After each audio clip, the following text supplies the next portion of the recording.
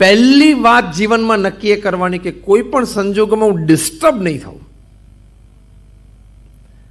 જેમ વરસાદ પડતો હોય ને આપણે ઘરની બહાર નીકળવું જ પડે હોય, કોઈ વૃદ્ધ હોય ઘરમાં એની માટે દવા લેવા માટે XYZ વોટ એવર, પણ નક્કી કરીએ છીએ ને કે પલળવું નથી, તો છત્રી અને રેઇનકોટની વ્યવસ્થા કરીએ છીએ. એમ એક નિર્ણય લેવાનો જે રોજ સવારે 10 વખત ઘૂંટવાનો ઉઠીને, today I will not get disturbed. આજે કોઈ પણ સંજોગોમાં કોઈ પણ પરિસ્થિતિમાં હું ડિસ્ટર્બ નહીં થઉં. અને થઈ શકે છે. For every attack there is a defence. ગમે તે હુમલાની સામે એક સંરક્ષણ છે જ, અને ઇનબિલ્ડ ભગવાન આપણામાં મૂકેલું પણ છે. એનો પૂરો ઉપયોગ આપણે નથી કરતા. એટલે અસ્તિત્વના આનંદ માટે ફર્સ્ટ ઇમ્પોર્ટન્ટ આસ્પેક્ટ નક્કી કરવાનું કે ડિસ્ટર્બ નહીં થવું. સુખ પણ આવશે, દુઃખ પણ આવશે, ધંધામાં લાભ પણ થશે અને ખોટ પણ જશે, તંદુરસ્તી સારી પણ રહેશે અને શરીરમાં બીમારી પણ આવશે, નજીક રહે પણ ખરા, નજીકના દૂર જાય પણ ખરા, મનગમતી વ્યક્તિ જીવનમાં આવે પણ ખરી, અને આવે તો પછી કદાચ જતી પણ રહે અથવા ના પણ આવે. બધું જ બનવાનું. ભગવાને તમને 70 વર્ષનું જીવન આપ્યું છે, ગુડી ઉપર સર્ટિફિકેટ લખીને સહી કરી નથી આપ્યું કે તારા 70 વર્ષ બહુ સરસ જશે. કારણ કે આપણે ભૂતકાળમાં ભવ્ય કર્મો કર્યા હોય એટલે એની ઉપરથી આપણી ડેસ્ટિની ઘડાતી હોય.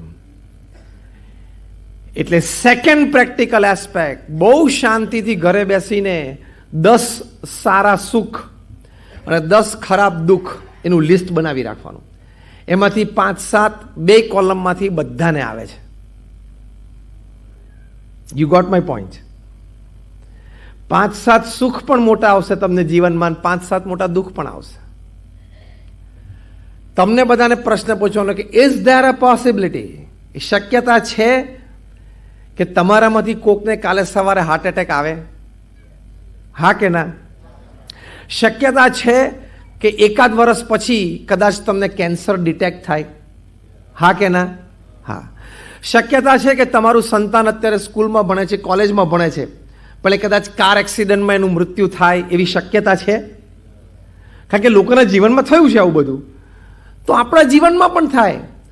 એટલે બીજો વિચાર આ કરી રાખવાનો કે મોટા સુખ પણ જીવનમાં આવવાના છે અને મોટા દુઃખ પણ આવવાના જ છે. Remain prepared four it. પછી શેનું દુઃખ આવે, એટલે કે આવે પણ શેનું અસર કરી શકે એ દ્રષ્ટિથી બોલું છું.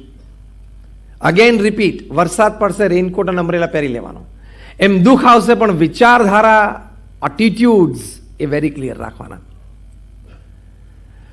તો એ વિચારધારાઓ કઈ છે? પહેલું, જીવનમાં કોઈ પણ સંજોગોમાં નીતિમત્તા અને પ્રામાણિકતા છોડવા નથી.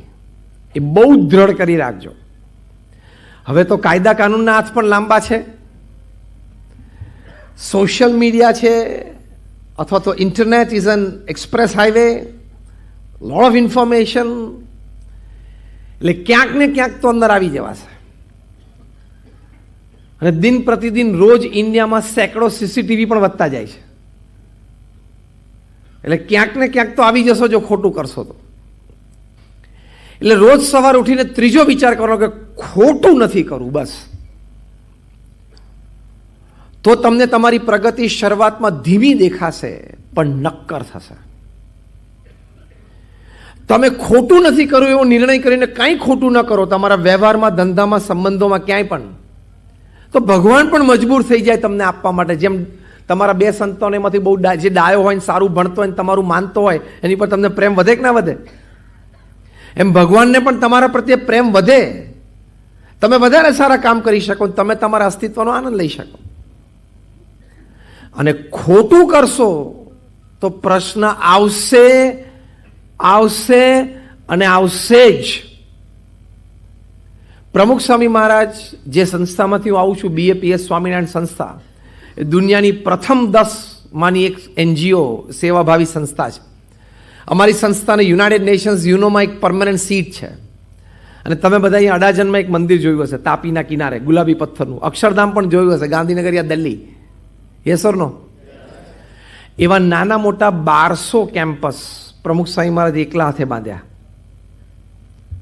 અને હમણાં અહીંયા મંચ ઉપર અમે બેઠા હતા અને વાતચીત કરતા હતા. જગદીશભાઈએ મને વાત કરી કે મને પ્રમુખ સ્વામી મહારાજના જીવનમાંથી ખૂબ પ્રેરણા છે, કારણ કે 51 વર્ષની ઉંમરે તેમણે એમની કારકિર્દી ચાલુ કરી કહેવાય. Thereafter it did this. દિલ્હીનું અક્ષરધામ 110 એકર ઉપર છે, ભારતીય સંસ્કૃતિનું એક આદર્શ દર્શન. અત્યારે 265 એકર ઉપર અક્ષરધામ અમેરિકા રોબિન્સવિલેમાં બને છે, જે 2022 ઓગસ્ટમાં અમે ઉદ્ઘાટિત કરશું. ત્રીજું મોટું કેમ્પસ જોહાનસબર્ગ સાઉથ આફ્રિકામાં બને છે. ચોથું સિડની ઓસ્ટ્રેલિયામાં બને છે.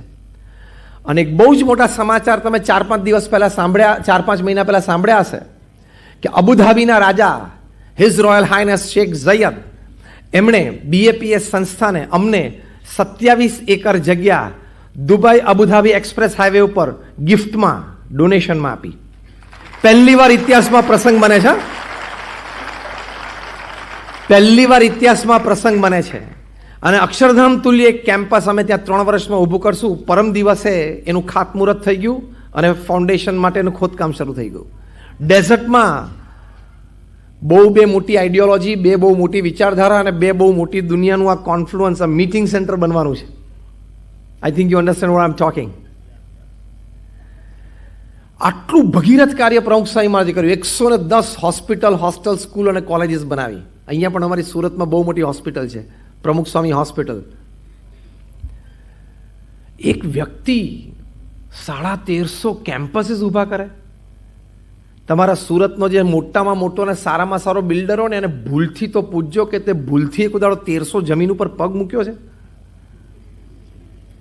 ખરીદવાની વાત ને લીગલ પ્રોસેસ તો બધું પછી, આમ પગ મૂક્યો હોય 1300 જમીન ઉપર એવું તમારા સૌથી મોટા બિલ્ડરને પૂછજો તો એ ના પાડશે. પ્રમુખ સ્વામી મહારાજે તો એ ત્યાં 1300 સંસ્થાઓ ઊભી કરી દીધી. વન મેન ઓર્ગેનાઇઝેશન, એક વ્યક્તિ સંસ્થા હતા. પણ એમના જીવનમાં બહુ જ મોટી તાકાત નીતિમત્તા અને પ્રામાણિકતાની હતી.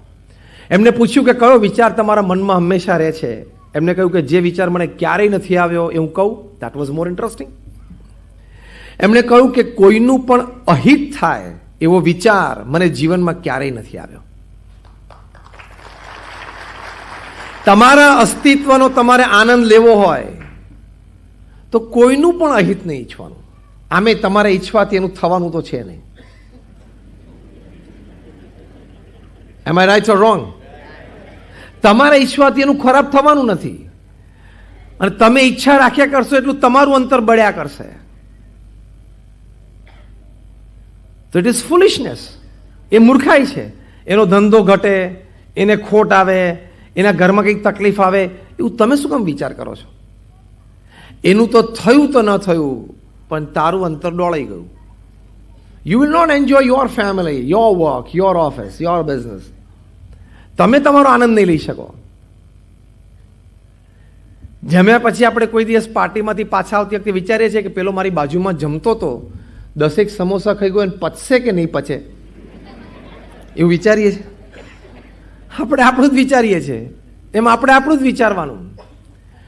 ક્લિયર એટીટ્યુડથી જીવવાનું. હી is he, I am I. એ કદાચ મર્સિડીઝ ફેરવે છે તો એની મહેનત, એના ભાગ્ય. હું ઊંડાઈ ફેરવું છું તો મારું મહેનત, મારી ભાગ્ય. એમાં મારે ક્યાં ઈર્ષા કરવાની છે? હા, હું પુરુષ પ્રયત્ન કરીશ, નીતિમત્તા રાખીને પ્રામાણિકતાથી મારા બધા રિસોર્સિસ લગાડીને મારું કામ કરીશ.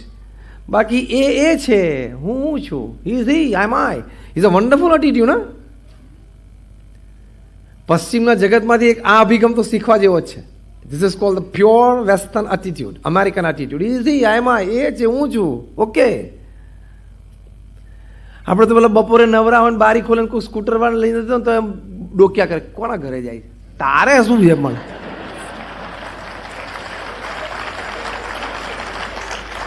પણ જ્યાં સુધી સ્કૂટર પેલા સોસાયટીમાં કોના ઘર પાસે ઉભું રહે છે, ઊભું ના રહે તો એમ જોયા કરે. હા, તમે બધા આટલા ખુશ થાય એટલે બધી વાત તો સાચી લાગે છે ને.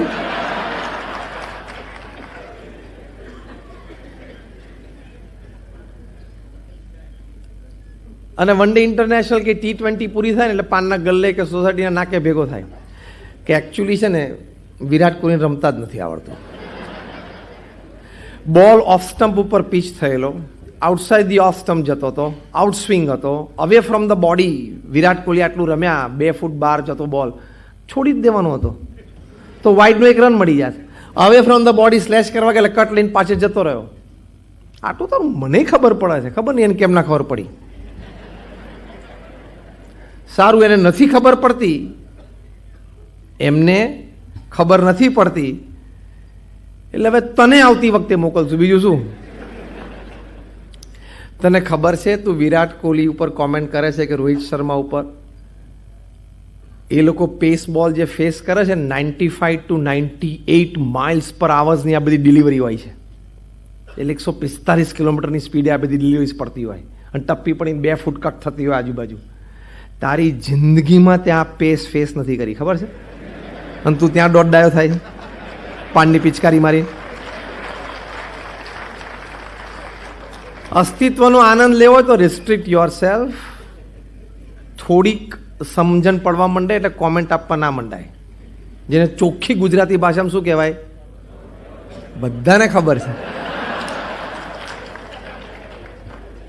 Every Indian is a philosopher, એવી એક કહેવત છે. દરેક ભારતીય છે ને તત્વજ્ઞાની છે ને બધી જ ખબર હોય. વિરાટ કોહલી અત્યારે અહીંયા આવે તો આપણે બધા પાસે સેમીફાઇનલમાં ન્યુઝીલેન્ડ સામે જે મેચ હારી ગયા અને આપણે આ વખતે તો વર્લ્ડ કપ જીતી એવી પાવરફુલ ટીમ હતી, અને કેમ હાર્યા અને એમને શું ભૂલ કરીને શું નહોતું કરવા જોઈતું શું કરવા જોઈએ, 5-5 સલાહ આપણા બધા પાસે છે કે નહીં. અને જો નરેન્દ્રભાઈ આવે 10-10 સલાહ. પણ તારું ઘર સરખું નથી ચાલતું, એ દેશ ચલાવે છે. તું રિસ્ટ્રિક્ટ લે, બી યોર સેલ્ફ, તો અસ્તિત્વનો આનંદ રહી શકીશ. Don't cross your limits. કોઈ વસ્તુ વિશે આપણને 2-4 જ્ઞાન થઈ ગયું એટલે કંઈ કોમેન્ટ આપવાનું શરૂ ના કરી દેવાય, નહીં તો તમને તમારા અસ્તિત્વનો અહેસાસ નહીં થાય ને આનંદ નહીં આવે. એક વાત તો નક્કી છે, ડિસ્ટર્બ થતા રહીએ વારે વારે તો અસ્તિત્વનો આનંદ પણ નથી અને તમે જીવન પણ જીવ્યા ના કહેવાય.